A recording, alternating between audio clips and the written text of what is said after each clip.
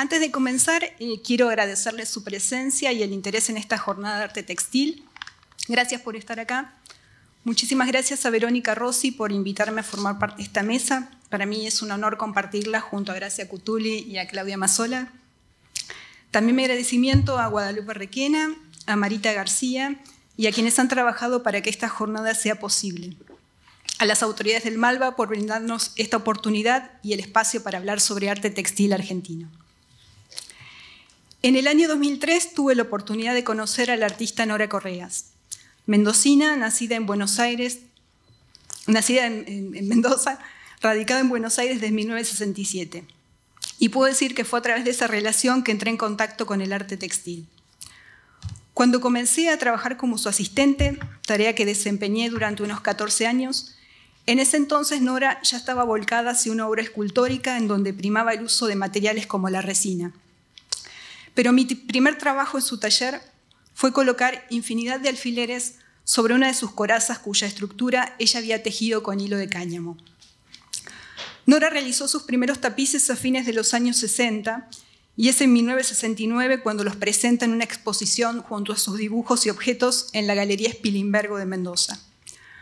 Una experiencia que enriquecerá este inicio en el mundo textil será su estadía de 3 años, allá por los años 70, en un lugar selvático llamado Maricá, en Río de Janeiro, en donde junto a un grupo de unas 60 mujeres realizó una serie de tapices bordados a mano con lana.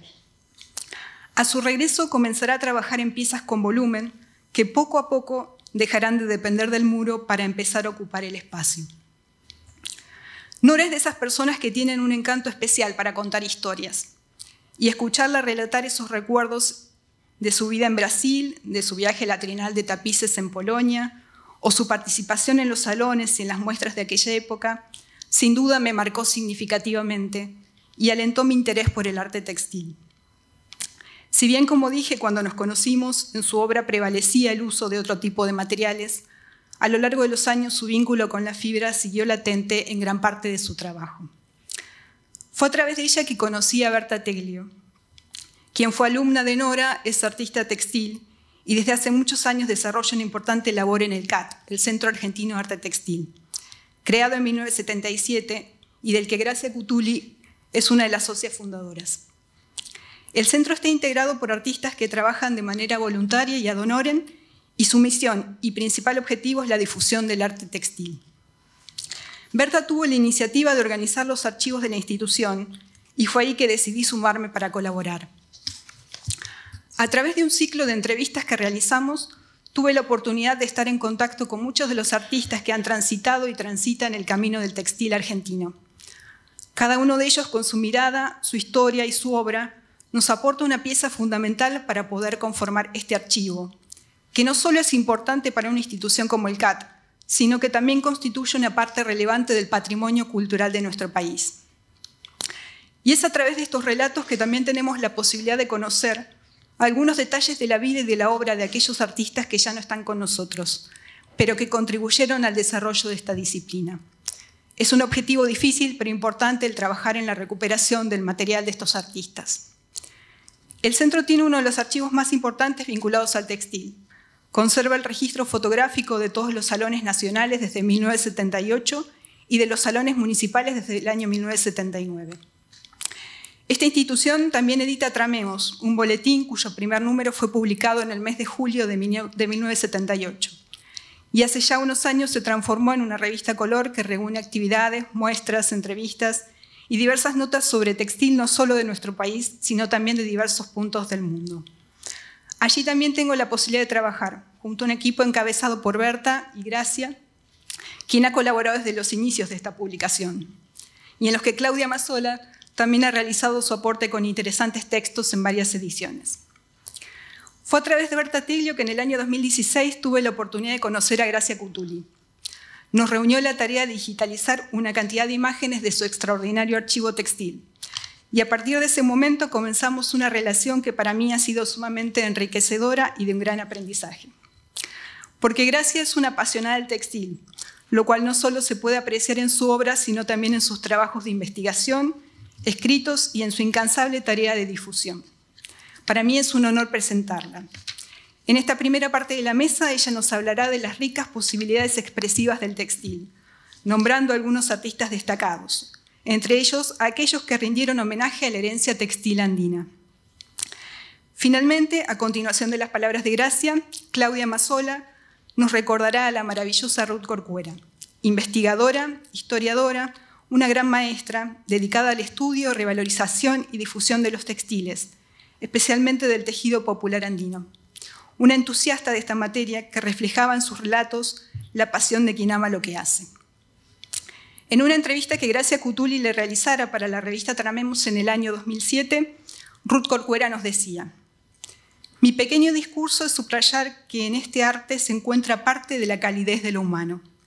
En un textil, ya sea popular u obra de artista, se deposita un tiempo calificado que va mucho más allá de un valor económico.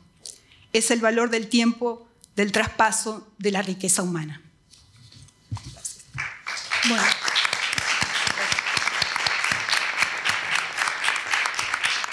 Así que damos comienzo con las palabras de Gracia. Muchas gracias, Adriana. Yo voy a hablar sobre la presencia textil. No hago diferencia entre los que exclusivamente como artistas usan el medio, sino en que hay posibilidades de cualquier otro artista, ya sea un escultor como es Madanes, que ha sacado un primer premio en el Salón Nacional siendo escultor, y cualquier otro artista. Y me ha pasado de preguntarle a un artista joven que me respondiera de inmediato: yo no soy artista textil. Digo, no es necesario que te ocupes solamente de textil. En realidad es un artista textil, solamente lo que hace, su material es textil, pero hace videos, digamos, es una tarea multifacética y no quieren entrar en lo que sería un gueto. Y tienen razón, porque estamos en una época en que los límites se han expandido. El extravío de los límites, decía Jorge López Anaya, me parece la mejor frase. No hay compartimentos como era hasta el siglo XX, que alguien hace escultura, dibujo. Una vez no me aceptaron en un salón de dibujo uno que tenía una raya roja, porque tenía color. Eso ya no existe, pero como tengo muchos años, he vivido esa época. Bueno, vamos a hablar del asunto que nos interesa. Hablo del poder expresivo del textil. El textil se ha mantenido a lo largo de las civilizaciones como un elemento de orientación cultural, material, objeto, mobiliario y arquitectura flexible. Es omnipresente en la vida privada, además de ser un medio de expresión colectiva en todos los niveles, tanto religiosos como políticos o culturales. He publicado mucho y he hecho una investigación para la Universidad de Buenos Aires que se llamaba El textil transmisor de cultura. Y sobre las publicaciones fueron las revistas científicas de la Facultad de Arquitectura en el 2017, en el 2013, etc. En el textil lectura de la civilización, decía que la vestimenta, uno de sus usos, gracias, como referencia metafórica de una piel social, sugiere un código de comunicación dentro de un contexto cultural. Es comunicación el textil. El textil nos permite comunicación. Los textiles expresan y simbolizan intercambio ritual, poder político y social, valores ideológicos y estéticos. El lenguaje del textil, creado antes que la escritura, se mantiene como un medio que permite una lectura dinámica del desarrollo de la cultura de los pueblos. Grandes artistas internacionales han utilizado el textil por su marcado potencial semiótico. Valga una corta enumeración. Joseph Beuys, con ese traje de fieltro que está expuesto en la Fundación Clem. También ha revestido un piano de fieltro. Él lo utilizaba como un medio expresivo. Y nadie va a decir que Joseph Beuys era un artista textil. Christo Javachev y Jean-Claude, su mujer, ya conocen su trabajo maravilloso. El último trabajo después de fallecer Jean-Claude fue... y se materializaron el proyecto de enfundar, revestir el Arco de Triunfo en París. Annette Messager, una gran artista, que vimos una exposición acá en el Museo de Arte Moderno y tiene obra en la Tate Gallery de Londres. Michelangelo Pistoletto, un gran artista italiano que vino hace poco y hizo una obra de sitio en el Riachuelo y dio conferencias. Yinka Shonibea, que es un artista nigeriano que vive en Londres, es un ser, lo han nombrado ser en título nobiliario, la corona, y para mí es uno de los más brillantes y utiliza el textil como una crítica a la colonización, espléndidamente. Y nuestra Cecilia Vicuña, de quien hablo en todo lo que escribo, siempre la nombro. La presente selección de imágenes de artistas de nuestro país no es exhaustiva, pues está limitada dado el espacio de que disponemos. No pude nombrar a todos los que conozco.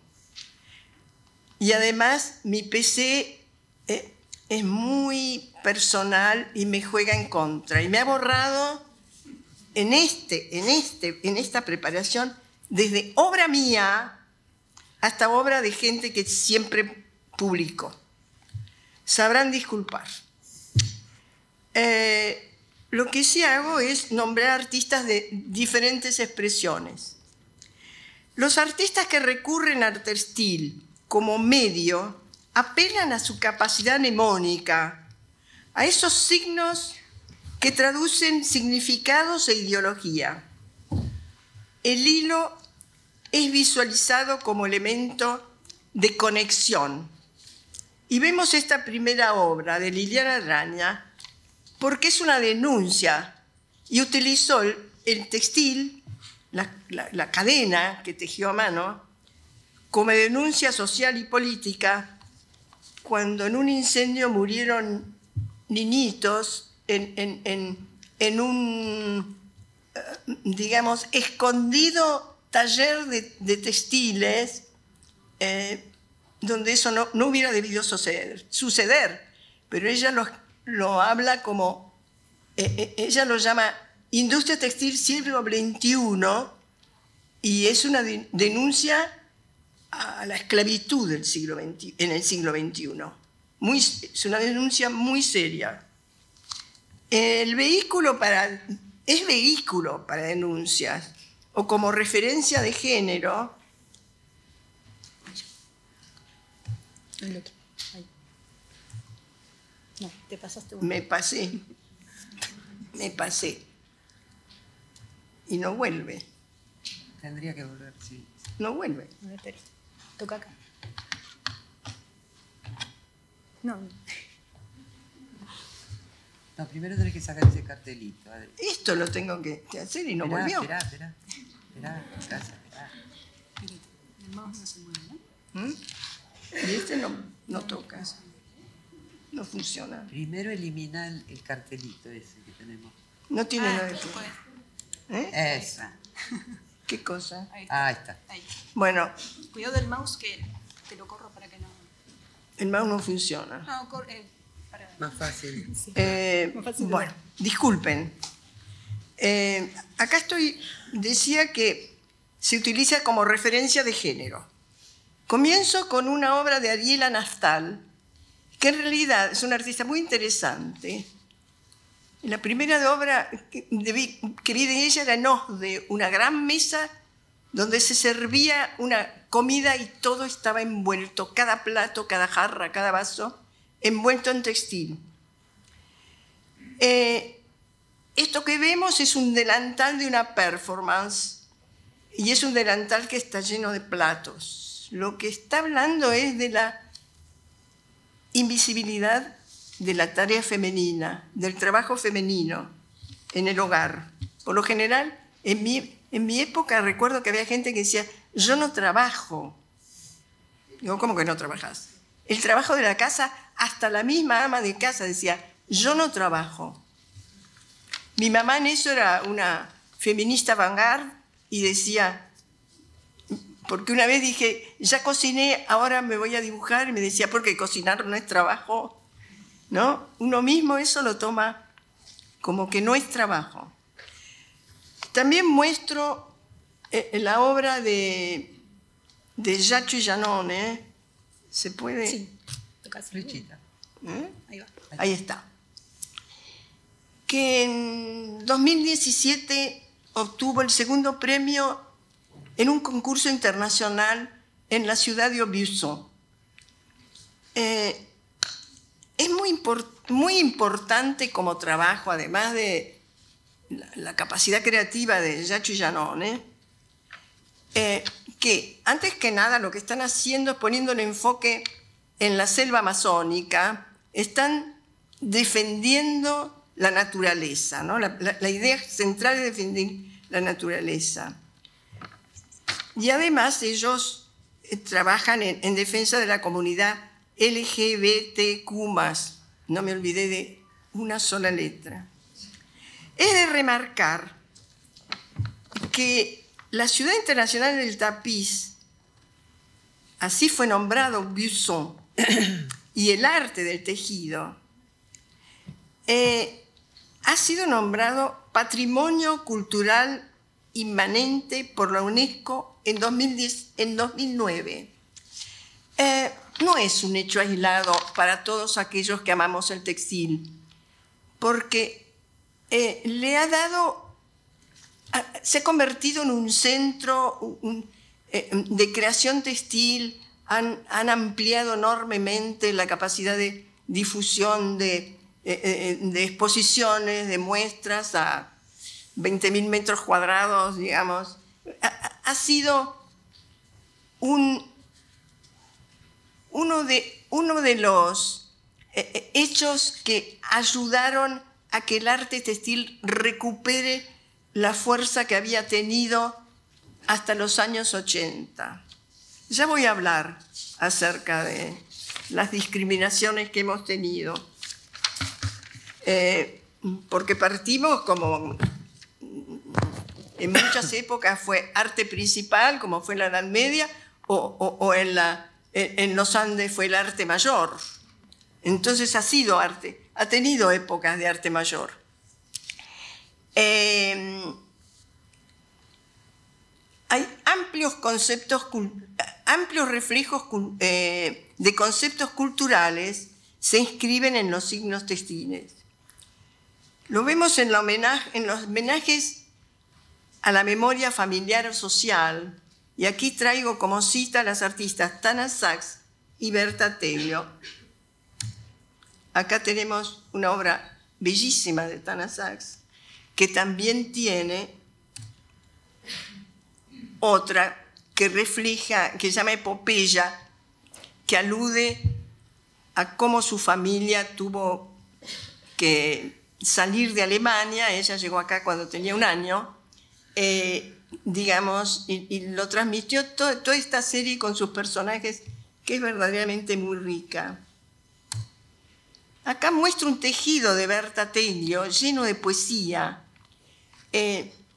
Ella ha tenido también, además de sus tejidos, es una gran creadora en textil, ha tenido homenajes a su familia con trabajos donde usaba hilos que para mí tienen una connotación musical muy grande. Hizo un trabajo sobre Polonia, de donde son originarios sus abuelos, en un trabajo musical que lo presentó en la Exposición Internacional de Łódź, en las trienales de Łódź.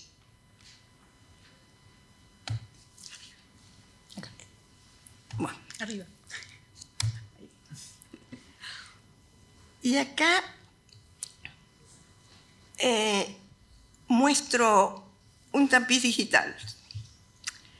La metáfora textil que implica está implícita en la web de Internet. Web. La más antigua tecnología desarrollada por el ser humano se presta su símbolo a la cibernética. Una de las acepciones de web es telaraña, red.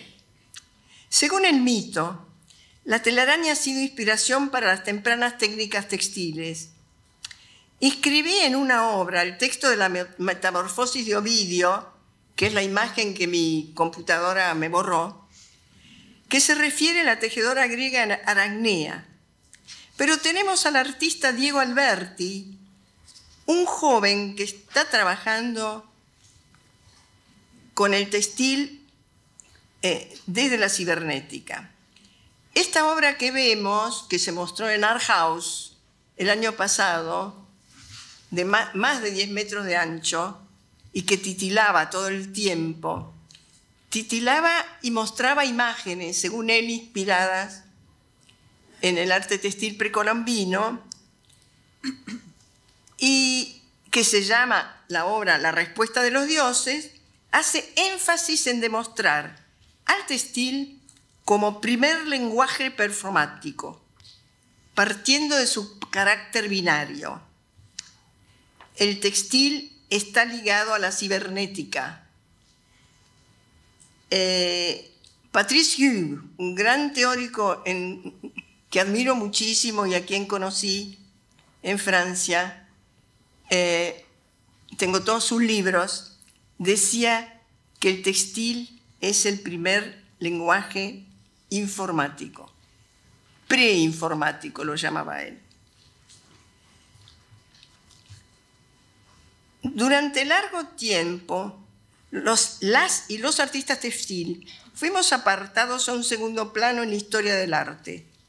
Uno de los motivos quizás se deba a un prejuicio androcénico en la Europa occidental, al asociar lo textil con el trabajo femenino, que consideraban invisible o de segunda.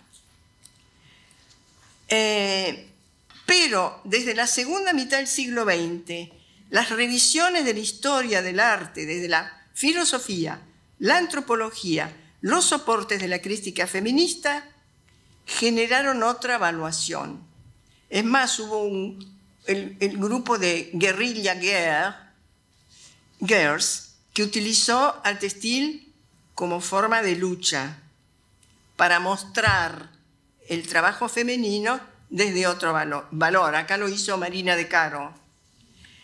Es de señalar, además, que una importante corriente entre los creadores de los últimos tiempos hace referencia a las culturas originarias. Acá vemos una bellísima pieza de John Wall, de 2 metros por 3 metros 33. John Wall fue una artista alemana que vivió después de la guerra, desde Japón vino a radicarse en Argentina. Fue una gran profesora, dio un gran impulso al textil. Su primera exposición fue en la Galería El Sol, su primera exposición individual, probablemente en el 65, probablemente. Estaba muy feliz. John Wall hizo una investigación exhaustiva de las técnicas textiles y tenía un don. Abría el libro de técnicas textiles y copiaba exactamente la técnica de modo de imbuirse de cómo se realizaba. realmente tuvo un valor enorme su contribución. Tenemos otra pieza muy bella, donde está indagando, pequeña, era pequeña, el trabajo de las gasas precolombinas.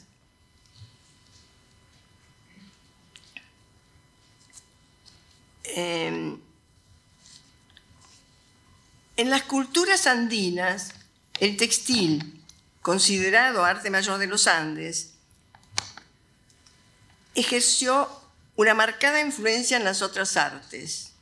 Digamos, los signos textiles precolombinos se mostraban explícitamente en la escultura, en la arquitectura de la época, del Incario, por lo menos, y antes del Incario.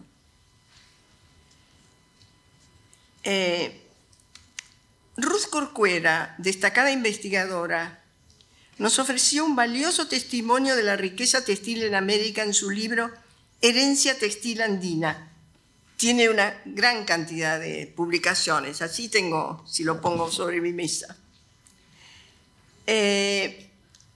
Tuve el privilegio de conocer a Ruth en 1966, cuando fui a un simposio en Lima. Ahí la conocí en la embajada, no me olvido más.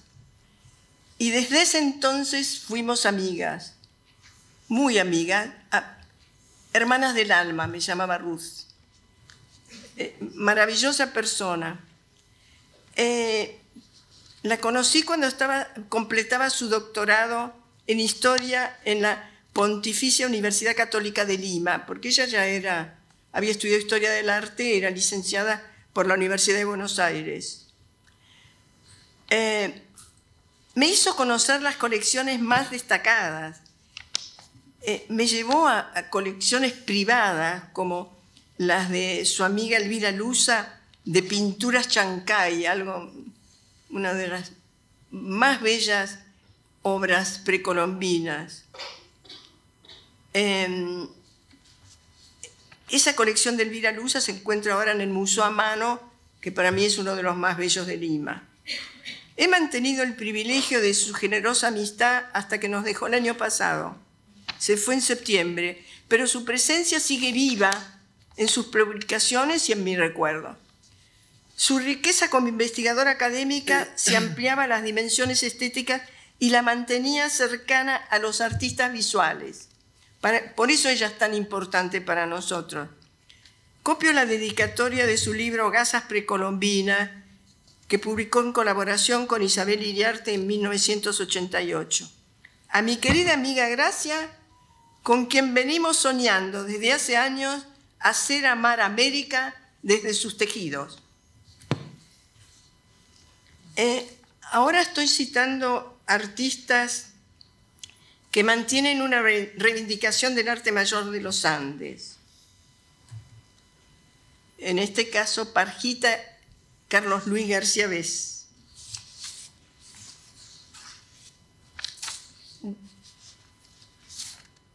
Desde la década del 60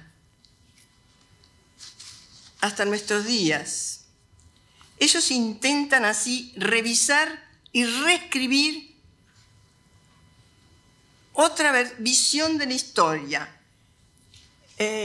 Carlos Luis García Bes fue un ser excepcional, de una enorme riqueza, que creó la Escuela de Bellas Artes en Salta, fue director de Cultura de la provincia, y el trabajo enorme, además de su trabajo personal, que es muy bello, fue darle mucha importancia a las tejedoras originarias, además de darles trabajo, las hizo hacer aparecer como lo que realmente son, artistas originarias. Acá vemos otra de las artistas muy importantes, la gran pintora María Martorell, de la cual hay obra de pintura en el Museo de Arte Moderno, y bueno, fue una indiscutible maestra de color, que hizo hacer tejidos. Esta primera belleza que muestro es por un tejedor de Molinos, Y esta segunda belleza geométrica, el tejedor fue Pajita García Bes. Pajita lo llamaban porque lo querían mucho, y ahora uno de los artistas argentinos, de quien voy a pasar una obra, un joven artista, está reivindicándolo con un libro muy importante. Ahora voy a mostrar al artista, pero primero muestro a nuestra vecina, Claudia Mazzola. Lo publiqué en una nota sobre el quipu, que utiliza técnicas precolombinas en sus trabajos personales. Aquí este es un fragmento de Memoria Infectada donde muestra un quipu anudado según la técnica verdadera inca, comparado al disco rígido, como el quipu, para el que lo sabe leer, que es el Quipu Camayoc, que era el funcionario inca que sabía leerlos, porque no solo se hablaba con el quipu de la cantidad de hacienda o de, digamos, de la riqueza minera o de los trabajos de los incas, sino que se podía leer poesía y se podía leer historia. Eso lo leía el Quipu Camayoc. No voy a hablar de por qué fue destruido.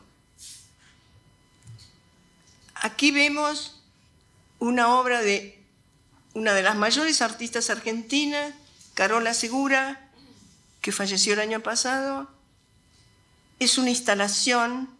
Con ella hicimos una exposición maravillosa en el 2004-2005 en el Museo del Tapiz Contemporáneo, Jean Lurçay del Tapiz Contemporáneo en Angers, en Suiza. Ella llevó esta instalación y otras obras. Era una gran creadora, una maravillosa creadora. Otra de las participantes fue Antoinette Galland, que llevó esta obra y la donó. También tienen una obra mía.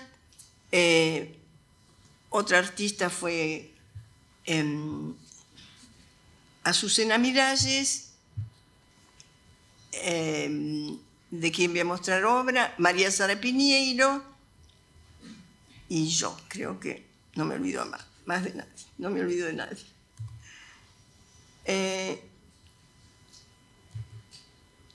Ahora muestro a otra creadora que tiene mucha importancia porque trabaja. ¿Qué pasó? Se hizo automática. Sí, qué bueno. Bueno.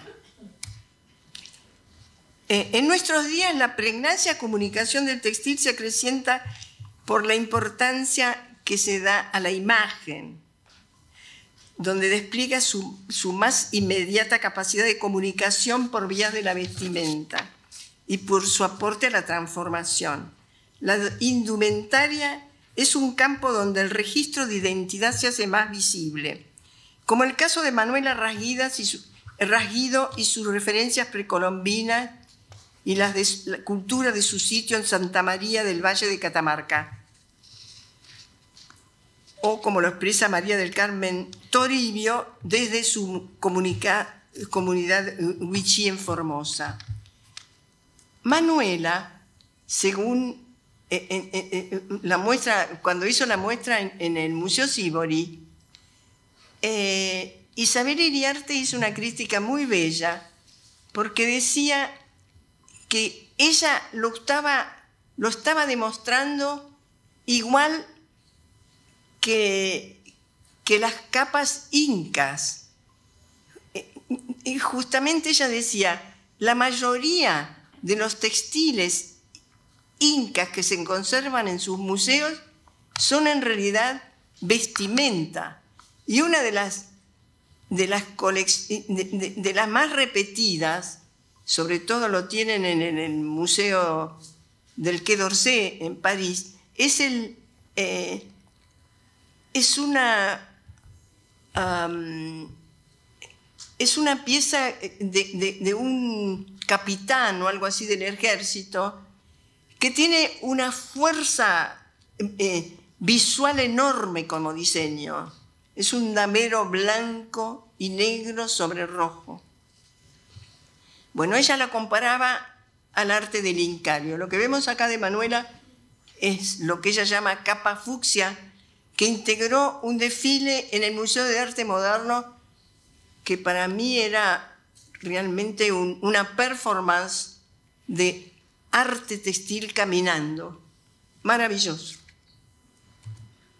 Y acá tenemos a Azucena Miralles, que en realidad no está hablando de arte precolombino, sino ella lo que nos está mostrando es la historia de la colonia, porque recurre al cuero de un modo fabuloso, con la influencia española en la época de la colonia. Azucena también se fue hace 2 años, creo. Usaba el cuero vacuno. Esta otra pieza de Teresa Pereda, yo estoy enamorada de este ovillo floreado, se lo he publicado más de una vez. El ovillo floreado, en el ovillo floreado ella lo que hace es repetir lo que se suele usar con los camélidos en el norte, en el norte argentino y en Bolivia, que en determinado momento en las orejitas, en el rostro, en las lanas, le atan moñitos de colores. Y ella con este ovillo ha tenido un largo trayecto.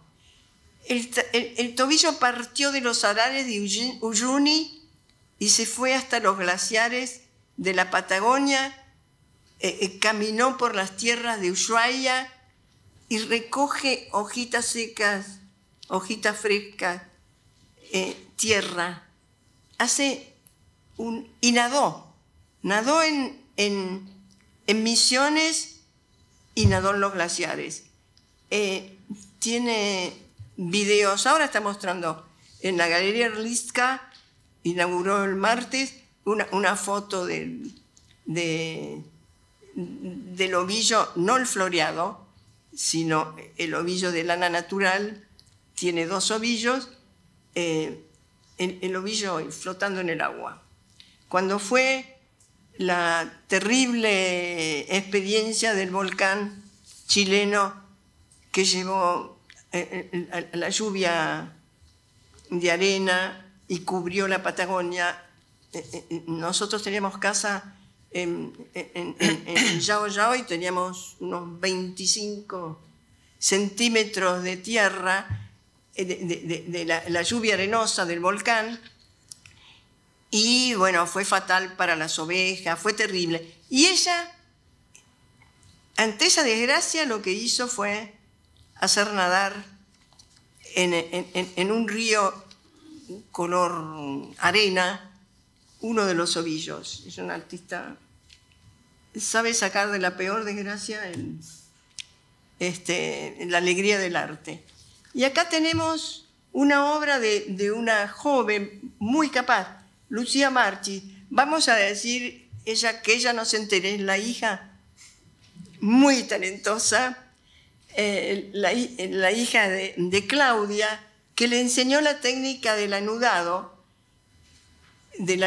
Paracas, pero ella lo hace con tal maestría que dice que ella ya no hace más, porque la que lo sabe hacer es Luli. Luli le dicen a Lucía. Este es un premio en el Museo Sívori, en uno de los salones del Museo Sívori. Sacó varios premios, Lucía, con estas esculturas maravillosas. Esta se llama Herbario de Plantas. Acá muestra otro joven, Guido Llanito, que nació en Mendoza, pero vive en Salta, y es quien está haciendo el libro muy adelantado ya, en homenaje a Pajita García Bes. En Esta obra me la encontré en Rosario, donde estoy poniendo ahora.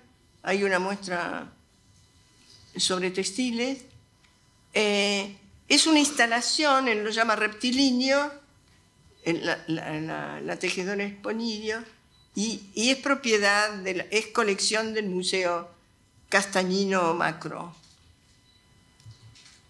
Acá tenemos una artista contemporánea, que está acá en la sala, cordobesa, que es especialista en el estudio de las gasas precolombinas, y esta es una bellísima obra, no sé si se ve suficientemente amplia, donde se ve, además de trabajar con la técnica precolombina de gasas, ha hecho bordado.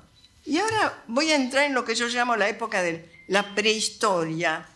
Digamos, voy a mostrar trabajos de artistas argentinos desde mis comienzos, porque tiene como una cierta relación. Acá no tiene relación, acá estoy mostrando mi primera muestra personal de pinturas y dibujos invitada por el Museo Cibo. En ese entonces su director era el gran pintor Guillermo Buitrago. Fue mi primera muestra personal. Y acá muestro donde estoy en una foto entrañable en la puerta de la Cité Universitaria en París, con la escenógrafa, mi querida amiga Carlota Beitía, que fue joven, y la crítica de arte Carmen Balser a la derecha, que estaba conmigo en esa época, y Francine Biels, que tiene 94 años y vive todavía en París. Las demás nos dejaron. Y esta otra foto increíble, muy bella, tomada por Samer Macarius, es la inauguración en el Malva, la primera muestra donde se vieron tapices míos y de Claudio Segovia, en el Museo de Arte Moderno, en diciembre de 1963, invitados por Hugo Parpagnoli. Se ve al vicedirector del Villano y la espalda de Antonio Berni. Lo importante es que desde la primera muestra aparece Antonio Berni en todas mis exposiciones mientras vivió, porque era un gran amante del textil, y allí nos contó que estaba armando su propio telar. Se hizo venir unos técnicos de Francia y se hizo realizar los telares aquí.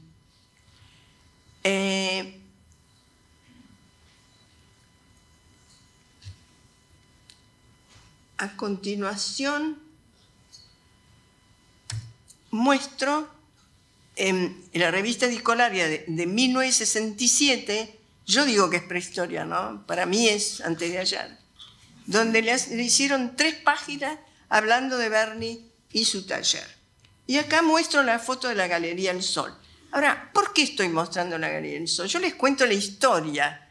Yo hacía, antes de irme a París, yo desde el año 58 hacía diseños de alfombra. Fue mi primer trabajo. En una empresa, tenía varias empresas, pero yo trabajaba como alfombras de arte, digamos, ¿no? Se hacían a mano, y el dueño era Jacques Merguelian. Acá muestro lo importante que fue. Hicimos unos tapices que se mostraron en el Museo de Arte Moderno, y pedimos en galería. Y el textil no era considerado algo de arte, nos dijeron que no tenían espacio en las galerías. Entonces Jacques, que tenía un amigo que quería tirar abajo un edificio, que era donde antes había tenido el taller Carlos Alonso, lo tenía vacío. Jacques le pidió un lugar y le dijo, vamos a hacer una prueba. Se hicieron refacciones y tuvimos ahí durante 2 años la Galería El Sol en Esmeralda 950, y se mudó enfrente. Esto es un contexto histórico que estoy dando.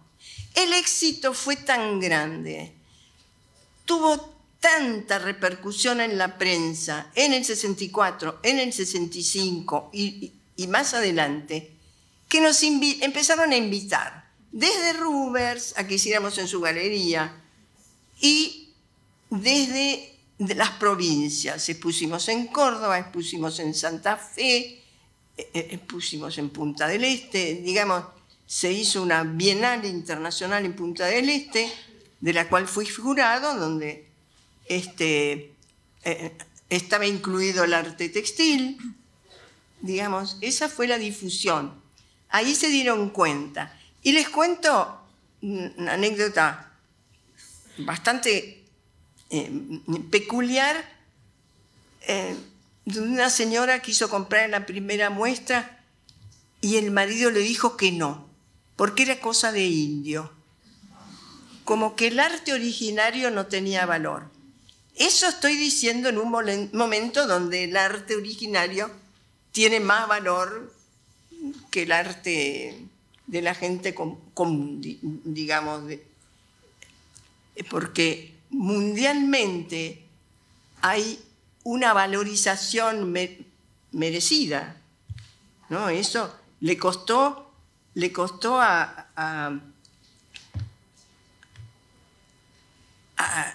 Cecilia Vicuña también, porque ella hizo siempre la revalorización.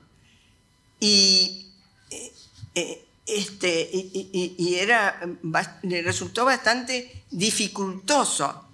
Ella me considera, tiene una especial consideración conmigo porque yo la invité en el año 86, me parece, a mi taller, me la presentó Ruth Corcuera, dio una conferencia magnífica que se la publiqué. Se la publicamos en Tramemos, que es nuestra revista. Y ella me consideró siempre, fue la primera publicación que tuvo, porque en Chile no se la consideraba. Se la consideró acá en la Argentina. Y no se la consideraba porque ella estaba muy ligada a lo que era el arte originario. Esa fue una de las razones. Y porque era una mujer feminista desde los comienzos, prefeminista, que era algo que los chilenos no eran muy adictos a que alguien se considerara feminista.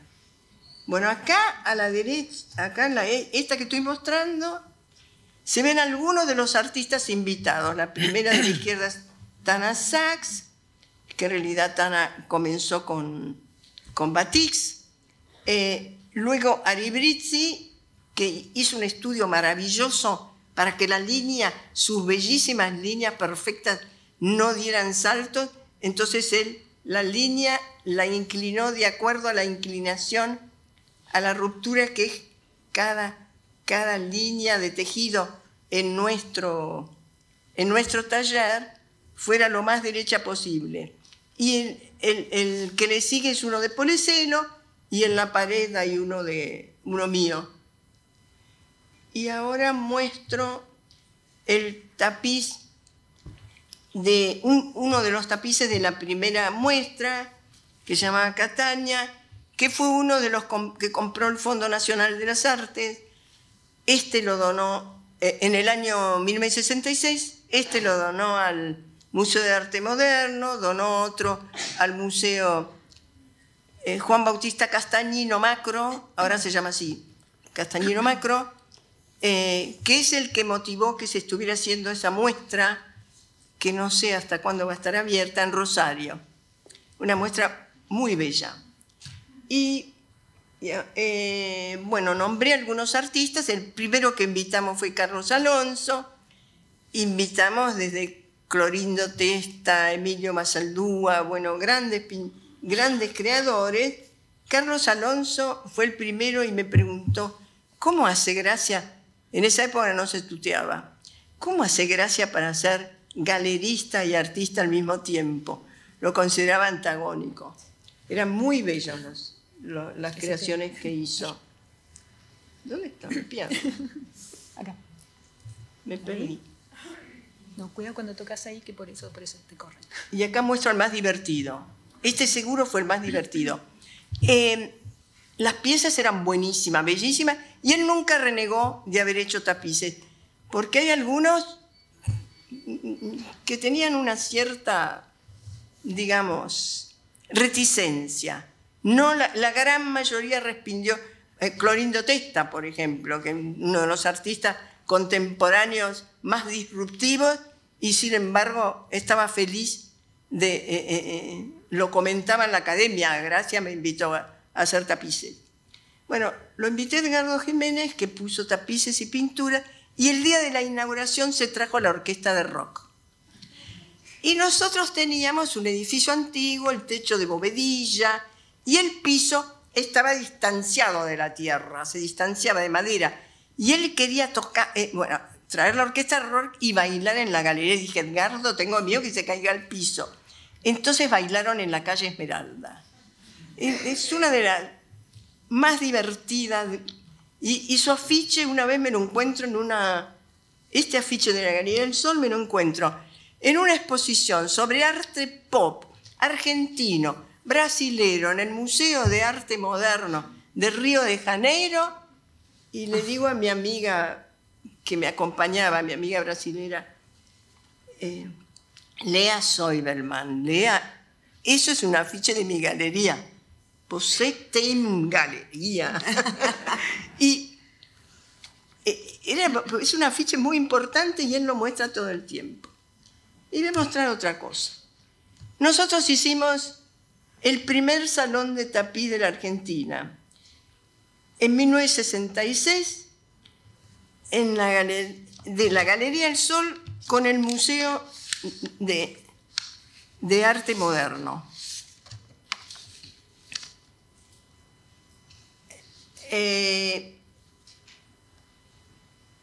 El afiche era de Polecelo, muy bello el afiche. Acá vemos a mi querida Ruth Corcuera, la muestro porque estamos hablando del 1966, y le sigue, en la arqueología estoy mostrando mi obra a la Bienal de Lausanne, donde fui la primera artista argentina, y donde empiezo a trabajar por módulos. Estos eran 8 módulos, 2 círculos concéntricos, que se podía cambiar con miles de posibilidades de cambio. Así la mostré ese es el día de la inauguración en 1971. Y eso para mostrar que yo tenía otro rostro. Yo también fui joven. Acá estoy con Magdalena Bakanovich, ese día, el día de la inauguración. ¿Por qué la muestro? Porque me invitó a su taller, de ahí me invitaron a Polonia, estuve en Varsovia, invitada por la embajada, porque el crítico de arte Ben Oldenburg era amigo del agregado cultural de la embajada, que era un hombre de mucha iniciativa, muy amigo de artistas, y me hizo invitar. Y yo conocí las más prestigiosas artistas del momento, y además hice notas, porque yo todo lo que veía, aunque Tramemos era en blanco y negro, siempre escribí, siempre venía, yo si iba a las bienales, iba casi todas las bienales, viajaba cada 2 años, se podía en ese momento, y siempre venía a escribir. Acá muestro lo que fue el antecedente del Museo Sí. Estoy en tiempo. Del Salón de Arte Textil en el Museo Sívori. El salón, le dicen el Sívori, así se resumen, pero en realidad es el Salón de la Ciudad de Buenos Aires. Esa es la tapa del catálogo. La invitación partió del profesor Rivera, que era el director del Museo Sívori. Yo di un cursito, pequeño cursito también ahí en el Sívori, y él era un amante del arte textil. La portada del catálogo es de uno de los tapices de Antonio Berni, y les leo. Fue un salón maravilloso, de una enorme diversidad. Había alfombras y tapices. Una de las alfombras era una mía. Yo ya me había ido de la Galería El Sol, estuve hasta el año 70. La Galería El Sol prestó, Dándolo imprime y prestó, porque Dándolo había invitado a artistas y había obra de artistas importantes. Y les voy a leer los artistas.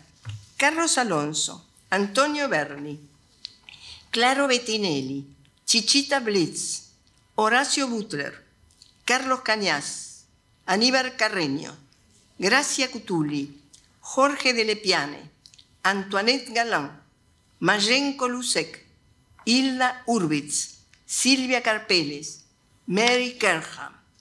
Mary Kerham fue el primer premio del primer salón. Muy interesante lo que hacía. Mara Kurcham, Eduardo Bernardo Levy, María Martorell, Jorge Luis Méndez, Jacques Merguerian, Nora Obedman, Pérez Celis, María Eugenia Poyá, Rogelio Polecero, Josefina Rovirosa, Tana Sachs, Noemí Satanowski, Fanny Selikovic, Estela Serra, Alicia Silman, Jutta Baloshek, John Wall. Nombro 2 bordadoras, Noemí Satanowski y Estela Serra, que hace magia. Yo tengo uno en mi casa. Magia es un bordado maravilloso.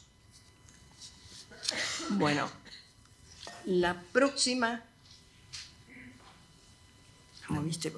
La próxima es mi obra Luz Diagonal de la Patagonia, que obtuvo primer premio en el Museo Sibon y en el tercer salón, porque en el primero fue Mary Kerham, en el segundo fue John Wall y el mío en el tercero. La foto la sacó Caldarela en el Museo Pueyrredón de San Isidro.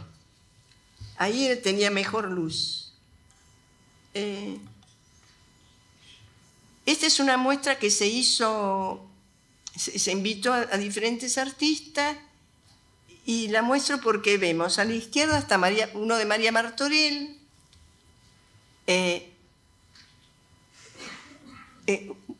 uno de María Sara Piñeiro, una obra de Nora Correas y la mía a la derecha que yo lo llamaba Las Cosechas, porque lo que yo empecé a hacer en esa época era tapices, digamos, que se pudieran modificar, que el dueño pudiera modificarlo. Yo lo presenté de varias maneras distintas. Desde entonces he hecho muchos. Por ejemplo, acá el Gran Premio de Honor, en el primer salón del tapiz se llamaba, que es colección de la Secretaría de Cultura de la Nación. Este es modificable porque lo puedo cambiar, lo puedo poner separado, 3, 2, como quisiera. Tengo una larga serie. Y este es el de María Sara Piñeiro, se llamaba Diálogos de Fondo, fue Gran Premio de Honor, no se ve muy bien, pero era cada uno de sus marquitos, estaba enmarcado, era una obra de fibra de palmera, que ella cuando salía con la perra de paseo recogía las palmeras, las hojas de la corteza de palmera del suelo, también la corteza de coco, del árbol del coco, que yo robé de la puerta de la casa de mi hija, es un tejido triaxial. Es un tejido de la naturaleza triaxial. Es de lo más bello que existe. Ella lo recogía, lo lavaba, hacía impresiones. Es un tejido de la naturaleza, hacía impresiones y acá obtuvo el gran premio. Una obra maravillosa. Siguió trabajando cuando puso a Jean Anger con nosotros, lo que había hecho era conos. Acá vemos... Nos piden que vayamos redondeando, que vayamos avanzando un poco. Bueno, Se nos termina. más rápido. Sí. Ernesto de Castro, que se nos fue. Acá un tejido maravilloso con fajas de aluminio y acero. Y acá voy a mostrar una obra maestra de Alicia Silman. Alicia Silman partía a veces de dibujos de artistas de Renacimiento. Otro más y otro más era en nudo chené, en nudo apretado persa, recortado, por eso los relieves. Alicia Silman fue una creadora maravillosa. Luis Negrotti lo mismo, también se fue muy joven. Luis Negrotti era el maestro de la transposición de urdimbre. Esta obra maravillosa que fue Gran Premio, la estropeó un camión. No está en la colección, le pasó un camión por encima. Eso puede pasar en nuestros sitios de guarda. Esta es otra de Luis Negrotti, con transposición de... Y este que fue también un premio muy importante, se llamaba Canon. Alto liso y transposición de urdimbre. Acá estoy con obra de los años del 70 al 75. La foto muy buena. Esta es un fragmento, son 7 en realidad, los que la componen, de 45 por 1,40 cada módulo. Esta es una obra de la colección del Museo Sívori, premio en el Museo de la Boca. Se hacía un salón en la Boca. Esta es otra obra de los años 90. Y acá la muestra María del Carmen Toribio, que va a estar hoy en una mesa, en la entrega del premio a la personalidad distinguida en el Senado de la Nación, para mostrar la bellísima capa. Yo le dije que se pusiera la capa ese día. Es una capa en nudo yica, con fibra de chaguar. Ella va a hablar. Esta otra es de la serie donde yo comienzo a hacer lo que llamo metáforas textiles. Como no puedo seguir tejiendo, salvo algo muy chiquito, yo pinto y entretejo. Después recorto, entrelazo. Esto es una referencia a un cuero aonikenk, me refiero siempre a culturas originarias, aquí a la cultura mapuche. El entrelazado está escrito en mapuche, del libro de cantos en rituales, del libro de Pedro Megue. Esto es Huincatoro, es Ranquel el tejido, y el interior es un texto de Lucio B. Mancilla cuando nombra el poncho que le da el cacique y le dice: tome, hermano, lo hizo mi mujer principal. Con este poncho, si hay guerra, mis indios no lo han de matar, hermano. Para mí es la mejor frase que se puede decir sobre la vestimenta textil. Cuando me hicieron académica lo dije en mi discurso y lo digo todo el tiempo. Esta es una obra de la cultura Anasazi de Estados Unidos, con una línea del artista de Emily Dickinson. Aquí Tocapus y el canto de José María de Arguedas dirigiéndose a Tupac Amaru en castellano, porque Arguedas hablaba y escribía en quechua y en castellano. Acá del artista joven que tengo a mi izquierda, en la obra que expuso en Polonia 2017, El Mundo de Fuego. Y estas son las últimas piezas que estoy haciendo, que es pintura y los textos son recortados, digamos, para no borrar, para que no tape la maravilla de la reproducción del bordado de Chiapas. Y el texto me encanta porque conseguí una poeta náhuatl del siglo XV. Y entonces puse la que bordó mujer y la poeta mujer. Y este otro que es un manto navajo con poesía de Emily Dickinson, y este último es de una joven artista del Chaco, Fabiana Larrea. Es una instalación de 18 por 5 metros del 2012 frente al Centro Cultural. Era una muestra por todo Reconquista, y ella la armó frente al Centro Cultural de Reconquista. Termino con la más jovencita. Muy bien. Bueno. Muchas gracias.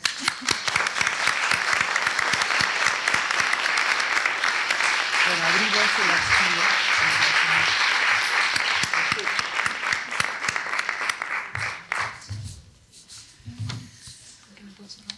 Ah, no puse. Bueno. ¿No funciona el mouse? ¿Dónde está el...? Genial. Ahí viene la emergencia. Cuidado que no te lastime. No. ¿El mouse no te funciona? No me funciona el... ¿Me excedí? Percursor. ¿Me excedí? Un poquito. ¿Cuándo no? Sí.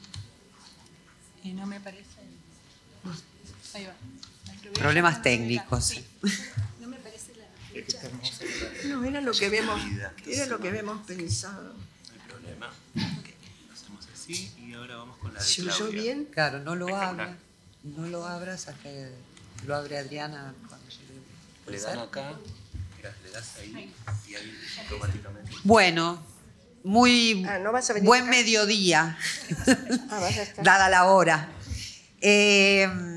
Ante todo, bueno, agradecer a toda la organización, a Belén, a Vero, a Adriana, al Malva, que ha hecho posible esta jornada de arte textil, que desde lo personal me pone absolutamente feliz. Y dado que voy a hablar de la gran maestra Ruth Corcuera, creo que ella estaría profundamente contenta, feliz, emocionada de ver un auditorio y de percibir el interés que despertó la convocatoria a esta jornada. Y que las personas que están son todas, perdónenme la expresión, de distinto palo, ¿no? Es decir, hay de todo, hay artistas, hay investigadoras, hay artesanas, hay... y la verdad que me parece muy, muy acertada esta idea que dentro del panorama de la muestra de Cecilia se haya convocado a este encuentro. Quería un poco, antes de empezar, yo les voy a ir pasando de manera automática imágenes de Ruth, porque no van a hechos puntuales y concretos. Sí quería hacer esta salvedad, que esto, con lo que hablamos con las chicas con las que se organizó, no tuvo el título de homenaje, porque el homenaje es cuando... un acto se celebra en honor a una persona, y desde lo personal creo que eso hay que hacerlo en vida y que esa persona la disfrute. Ruth, gracias a Dios, ha tenido muchos de esos reconocimientos en vida. Creo que el último, o quizás el más importante, fue en el Museo José Hernández, que acá está Felicita y Jimena, que fueron un poco las precursoras de esa distinción que dio el gobierno de la ciudad y que hicieron que Ruth se sintiera tan feliz de ese reconocimiento. Entonces yo los voy a invitar en un pequeño ratito a recordar a Ruth, que esto me parece que es lo que a ella le hubiese gustado. Sé que dentro de esta gran cantidad de gente hay muchos que la conocieron, que tuvieron esa suerte, como tuvo Gracia, como tuve yo personalmente, de haber estado cerca de ella, y seguramente en la memoria de esas personas me van a acompañar con determinados rebotes de sus propias experiencias y recuerdos con Ruth. Hay otra cantidad de personas que están en esto que seguramente no han tenido esa dicha, porque son más jóvenes, Y me parece interesante que acompañen este recuerdo, que sepan quién fue Ruth, pero básicamente yo voy a centrarme un poquito en lo que fue su actitud y su mirada más antropológica, más allá que ella no era antropóloga, pero esa parte de Ruth, ¿no? Y quizás esas personas tan jóvenes, cuando termine esta pequeña exposición, piensen, qué lástima que me la perdí. Así que bueno, arrancamos. Esto se llama Las tramas de una vida generosa, por un texto que van a leer en un ratito, que era un poco el pilar que Ruth en todo momento citaba, que es sobre un mito de Dogón, ¿no? Ruth Corcuera ha sido, es y será por siempre sinónimo de tejidos y de esas historias que están escondidas detrás de ellos, las historias de las tejedoras. Ella fue quien hace más de 20 años me introdujo en este mundo del tejido, que era muy suyo en ese momento y que tuve, por suerte, la dicha de compartir. Su verdadero nombre era Rosa del Valle Quiroga, y fue su mamá quien la rebautizó Ruth en honor a un poema que a su mamá le gustaba mucho, que era de Gabriela Mistral. Y su papá, que era catamarqueño, la introdujo en esto que heredó Ruth y que era tan maravilloso en ella, que fue este arte de relatar historias. De ambos mamó el amor por la tierra, por su cultura y básicamente por su gente. En su matrimonio con Mario Corcuera, que era un diplomático de carrera, aunaron afinidades intelectuales, la filosofía, la historia, la antropología y una mirada común sobre temas de interculturalidad en los diversos lugares que les tocó estar. Ellos viajaron mucho, tuvieron la maravillosa experiencia de transitar mundos diferentes. Y vale marcar esto, que ambos en esta sociedad matrimonial siempre tuvieron abierta su casa a la amistad, ¿no? Era un culto que tenían ambos, su casa siempre estuvo abierta y eran amigueros, ¿no? Bueno, volviendo a citar a Felicitas, no lo puedo evitar, pero tanto la Negra como Félix Luna, que creo que van a ver alguna de las fotos, fueron como sus amigos del alma, ¿no? Como dice Gracia. Aprovechando su estadía en el Perú, Ruth realizó su doctorado en historia, como había citado Gracia, y es ahí donde nace su interés por el tejido andino, por sus antecedentes, y encuentra que esa era una parte un poco huérfana en el Perú, que tenía un patrimonio fantástico, enorme, pero del que poco se hablaba en esos años. Estamos hablando de fines, mediados de los 60. En una charla ella cuenta con el escritor José María Arguedas, peruano, y tras una larga charla ante las dudas que tenía Ruth de cómo empezar este camino, Arguedas le dice: estudie el tejido popular en cada lugar del mundo donde esté, sin olvidarse nunca de su raíz andina. Y así fue que comenzó ese largo camino de investigación en distintas tierras, pero siempre manteniendo su mirada americanista, de la cual le era muy difícil desprenderse. En el prólogo del libro Azul Sagrado, mi libro preferido de Ruth, si no han tenido posibilidad de leerlo, búsquenlo en internet, ¿no?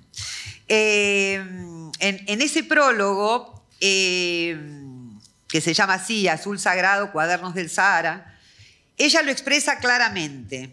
Ella dice: durante largas tardes convivieron en mi habitación libros y revistas sobre el tejido de los Andes, con los que pretendía no desvincularme.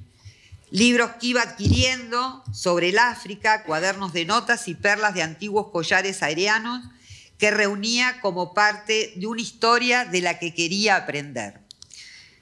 Siempre esto lo acompañó su curiosidad. Ella, cuando llega a un mundo, en las dos oportunidades que tuvo de vivir en África, esta curiosidad, esto querer saber qué pasaba con los tejidos, con los teñidos, con las culturas. Para ella siempre fue uno de sus móviles, ¿no? Podría decir, esta curiosidad. Esa creo que es la palabra. Ruth siempre puso su enfoque en las tejedoras, anteponiéndolas en su importancia al tejido mismo. A través de su calidez y su dulzura, supo acercarse al pensamiento de las tejedoras. Pudo comprender, a pesar de en muchos casos las falencias idiomáticas, esa relación entre la tejedora y su obra. Su acercamiento siempre fue desde la admiración y respeto por esas personas que estaban detrás de esas piezas. Ella cita en algún momento, dice: nunca hablé quechua ni aymara, pero esos encuentros superaban cualquier falta de lenguaje directo a través de los tejidos. Los tejidos eran los que le hablaban y ella sabía escuchar.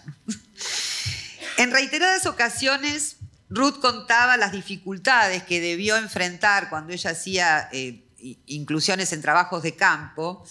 En ese primer contacto, ¿no?, con las tejedoras, ella se citaba y se sentía extranjera, una palabra que ella asociaba mucho al extraño, ¿no?, al que estaba fuera de ese contexto.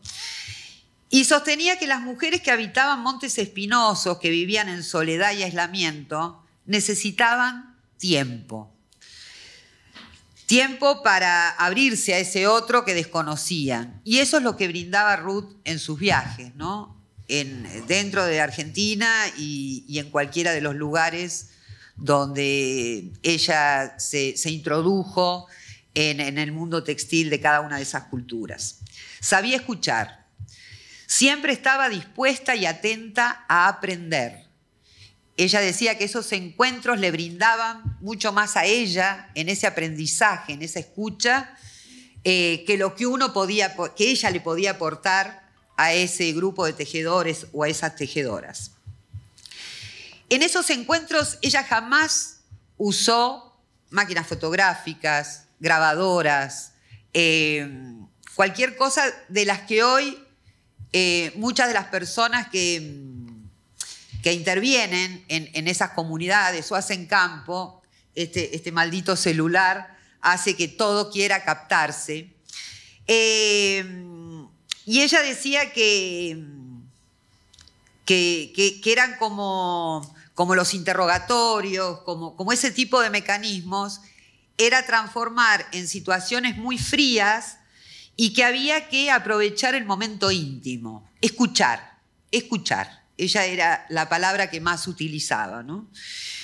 Por ese motivo hay muy pocas fotos de Ruth en trabajos de campo, salvo aquellas que sacamos algunos que tuvimos el privilegio de acompañarla o compartir esos espacios, pero son muy pocas. Incluso he hablado con María Silvia, su hija, y son pocas, no hay muchos registros. Bueno, a comienzos del 2020 inicia una investigación que para ella fue súper importante, que fue la de la seda de Coyuyo, en Catamarca, motivada básicamente porque para ella era un tesoro escondido en el monte, pero que le rebotaba desde los recuerdos paternos, ¿no? Tenía como esa especie de curiosidad de volver a ese lugar para reconocerla. Fue una investigación que Ruth amó, y ella contaba que le fue muy difícil romper esa desconfianza, sobre todo con Paula Romero, que es un referente sobre ese tema. Y y que ante la pregunta de las artesanas de decir, bueno, ¿y usted quién es? ¿No? Ella respondió, soy maestra. Maestra. Una palabra que parece muy simple, pero que fue como la llave para que esas tejedoras y esas personas del lugar relajaran y esa relación se transformara en caminatas, en tomar mate, en tiempos compartidos, en comer una tortilla recoldo y todas esas cosas que hacía Ruth cuando iba a Catamarca y a otros lugares de la Argentina. Este tema ella tenía como la gran ambición de que se continuara. Lo distribuyó, lo compartió con muchísimas chicas jóvenes que hoy están trabajando en eso, que ampliaron esa investigación, cosa que a Ruth le encantaba. A ella le encantaba encontrar un algo, profundizar todo lo que pudiera, pero ahí estaba la generosidad, era abrirlo para que otros alumnos, discípulas o curiosos como ella lo pudiesen continuar y mantener. Ella daba estas especies de clases o de transmisión con una pequeña cajita de cartón donde tenía una mariposa, un capullito, pequeños ovillos, para que la fueran reconociendo. Y en un momento llegó de uno de sus primeros viajes y me dijo, nena, ¿qué hago con esto? Eran 2 pequeños ovillitos que había conseguido. Y adjuntó a esa cajita que llevaba, muy simple pero muy importante en lo que era dar a conocer ese tema, un pequeño ponchito que le tejí para sus clases. De más está decir que fue una gran maestra.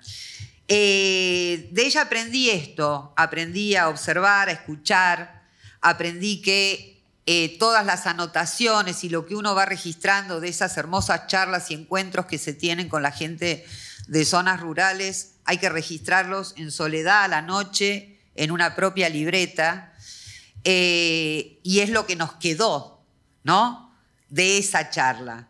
No hay que ser ansiosos, ¿no?, de querer como mantener ese momento que, como decía Ruth, es un momento mágico de encuentro.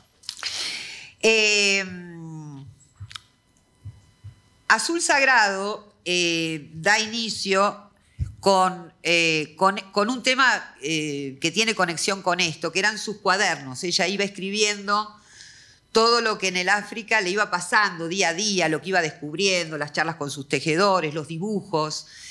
Y eso era la manera de hacerle llegar y hacerle saber a la gente, a sus amigos, a sus colegas que estaban lejos, qué era lo que ella iba transitando en estas investigaciones y en estas experiencias.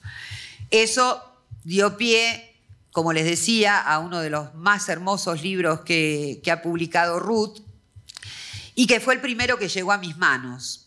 Y llegó a mis manos a través de una ex compañera de colegio del secundario, muchísimos años después.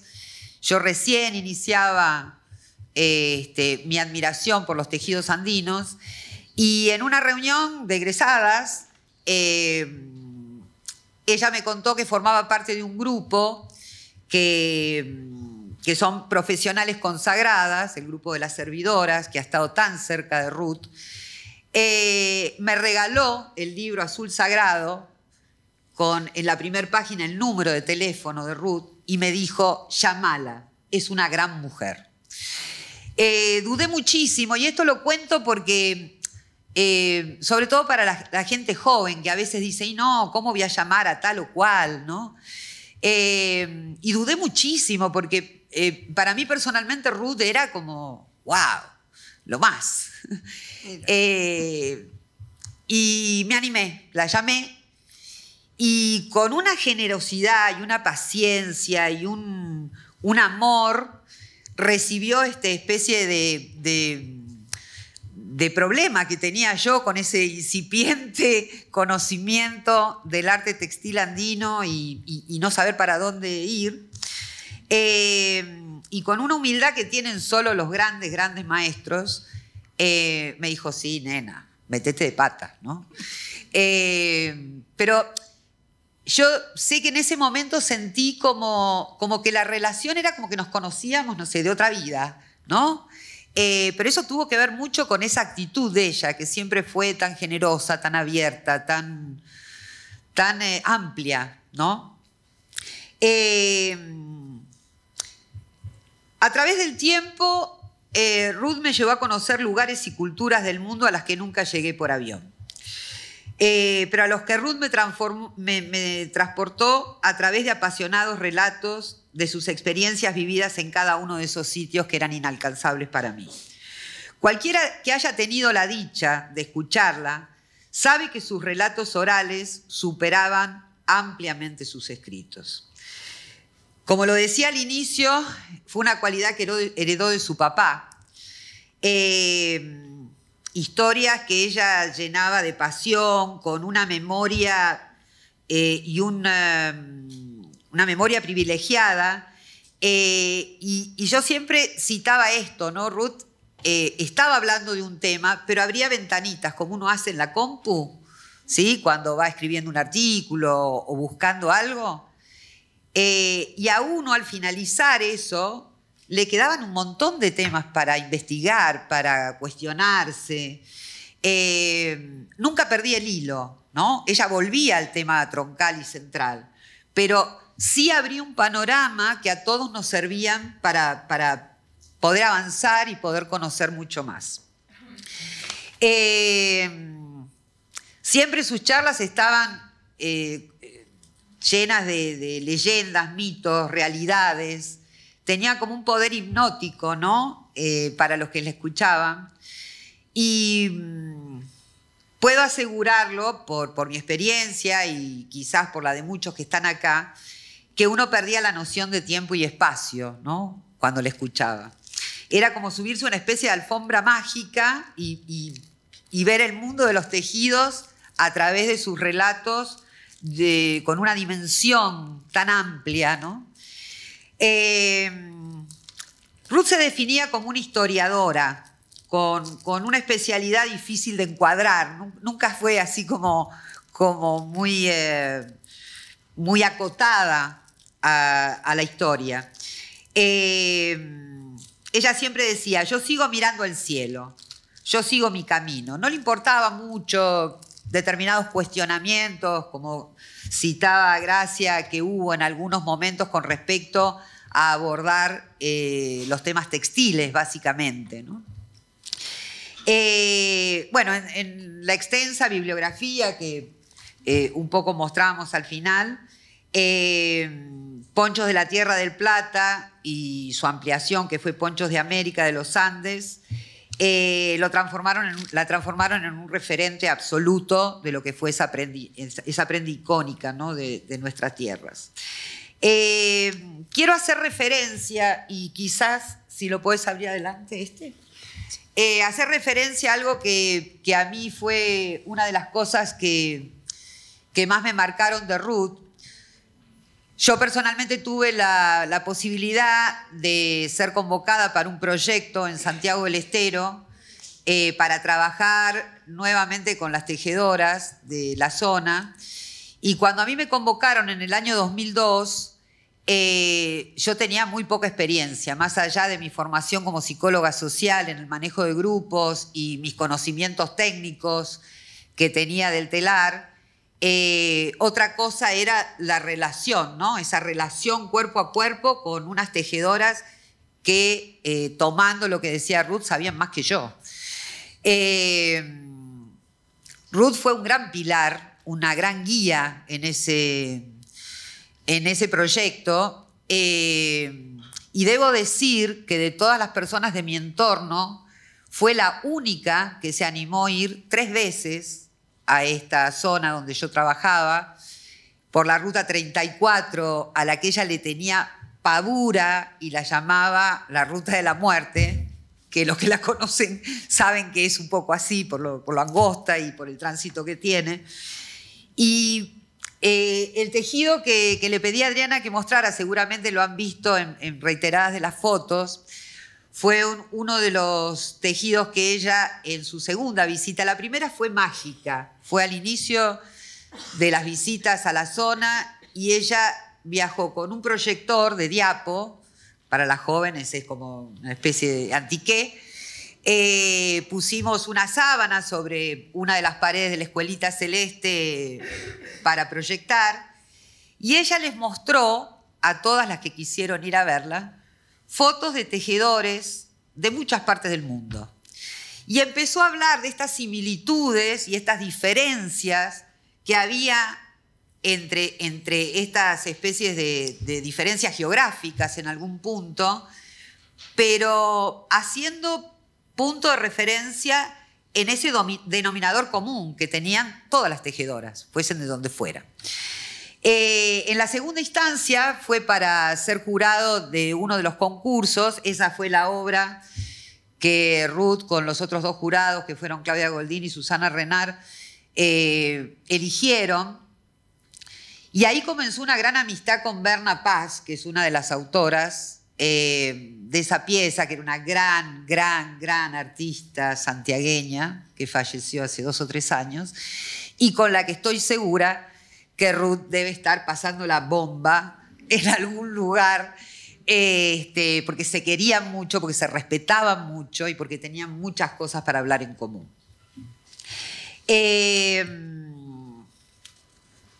Bueno, me gustaría pasar un pequeño videíto, si es posible, que fue realizado en el marco de ese hermoso homenaje que le hizo el Museo José Hernández.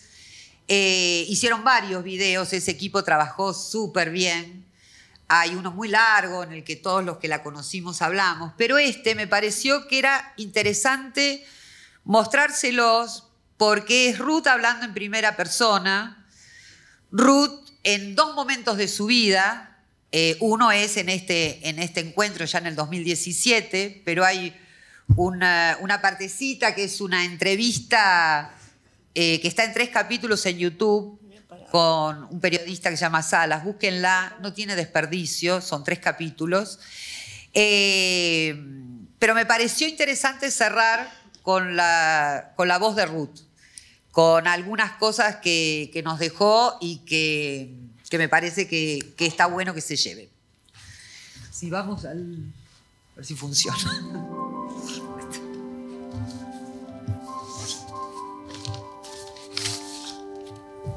Me presentaría como una argentina, una criolla, te digo porque mi familia es parte del interior y parte de la Pampa Bíblica. Yo me defino como una mestiza del siglo XX.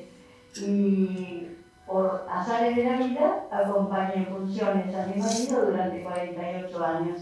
Entonces pudimos ver el mundo a lo amplio y plantearnos desde hace mucho tiempo qué eran las culturas que tienen que enfrentarse con otras distintas. Y yo creo que eso fue importante.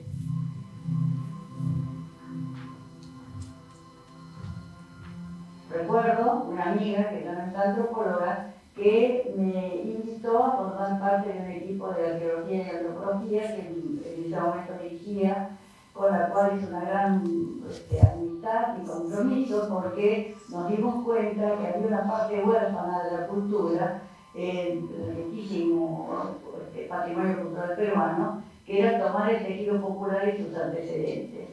Es decir, a mí me sirvió para saltar culturas el tejido, para comprender hasta dónde podía, ¿no? Saltando diferencias en idioma, color, etc. Cuando ven una obra tejida de tanta capacidad en lo estético y con tanta laboriosidad. Yo superaba la falta de lenguaje directo y mi apreciación de esa mujer indígena que estaba al lado del camino, cubierta de polvo, tratando de vender el caguayo, que había hecho esta maravilla, interiormente era una reina.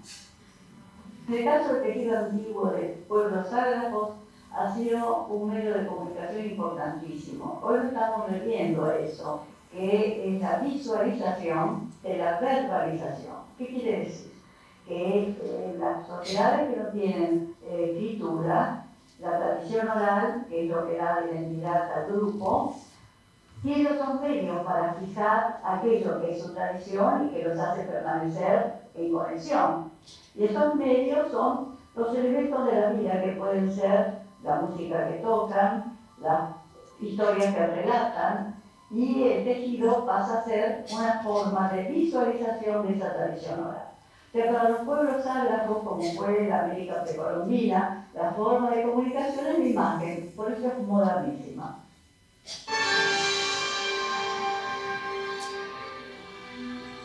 Cuando llegué al sitio de donde eran mis abuelos, en busca de algún recuerdo de lo que mi padre y mi familia me contaban, de las mariposas que hacían cera silvestre, etcétera, etcétera, me miraron con desconfianza.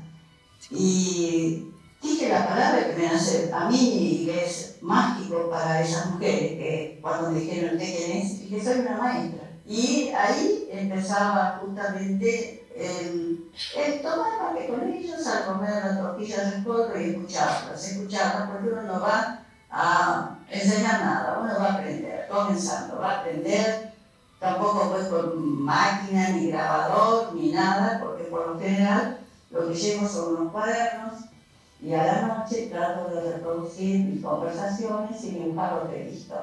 Entonces, si la primera palabra es el haber escuchado que maestra era la llave, lo demás tiene que ser la amistad. No hay otra forma de acercarse al otro.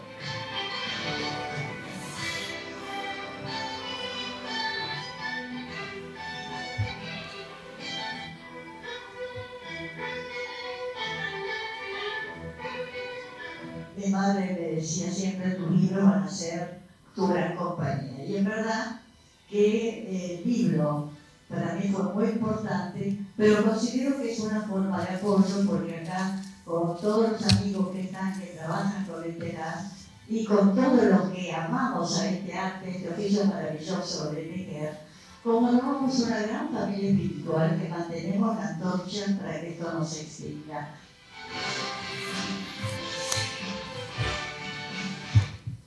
Bueno, tomando eso último, creo que se replica bastante en este espacio donde todos estamos en ese camino, ¿no?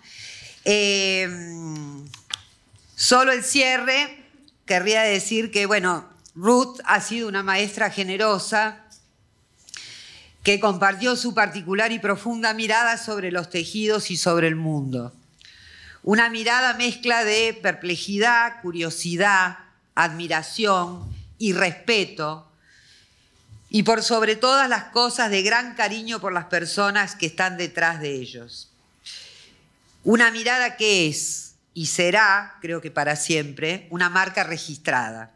Una mirada que desde donde ella esté hará siempre que el mundo brille más. Muchas gracias. Aplausos.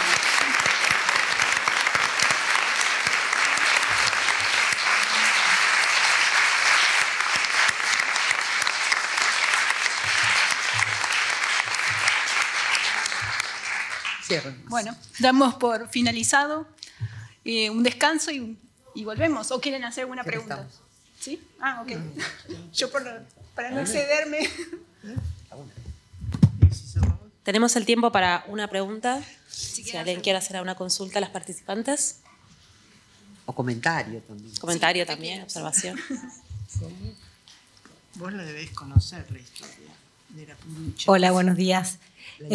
Quería hacerle una pregunta a Gracia. Primero agradecerle la presentación, pero era una pregunta para Gracia respecto a de dónde viene ese interés por la modificación de las formas, ya sea a partir del espectador o de los módulos para cambiar la imagen, ¿no?, en la obra. Si eso tiene algo que ver con la naturaleza del textil o viene como de otro lugar.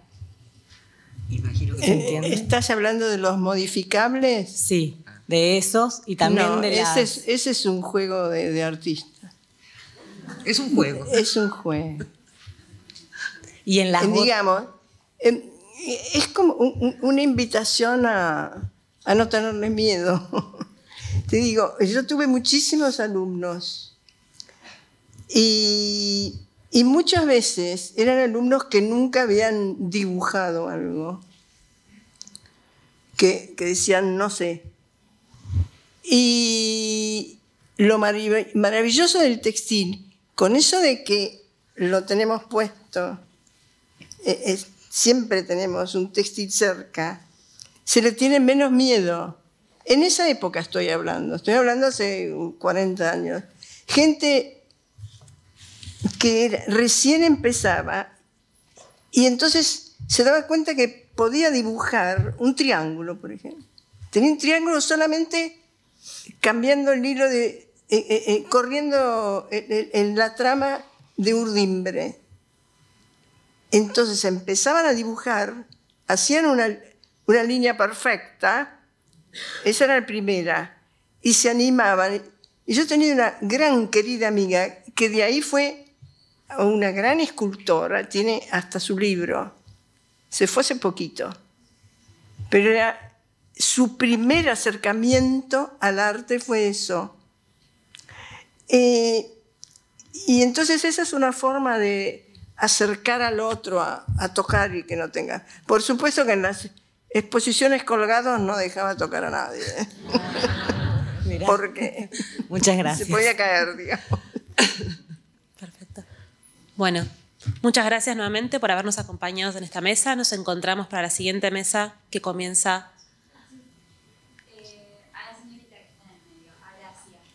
A la señorita.